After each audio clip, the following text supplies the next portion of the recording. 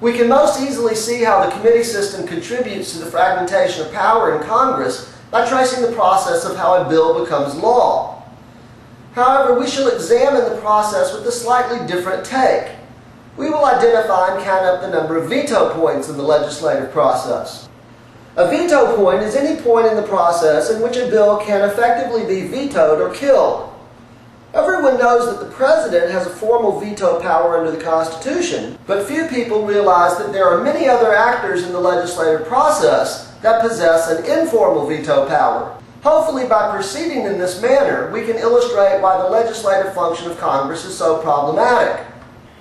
With the exception of tax bills, which must begin in the House of Representatives, legislation may be introduced into either chamber. Frequently, similar bills work their way through the House and Senate simultaneously. However, for the purposes of analysis, we must deal with each chamber separately. So let's begin on the House side.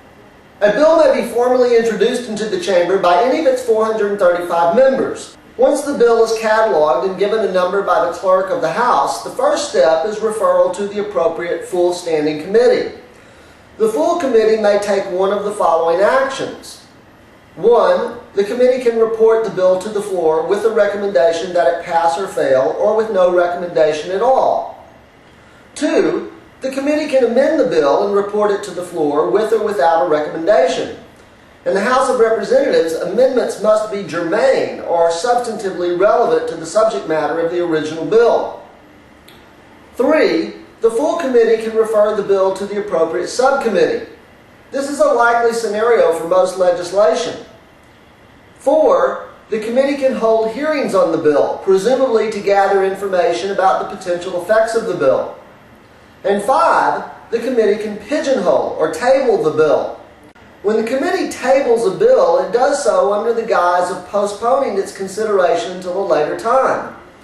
Practically speaking, however, because the committee never gets around to reconsidering the bill is effectively vetoed. While pigeonholing a bill at this point in the process is not as likely as other scenarios, it is possible, so we have to consider the full committee as our first veto point.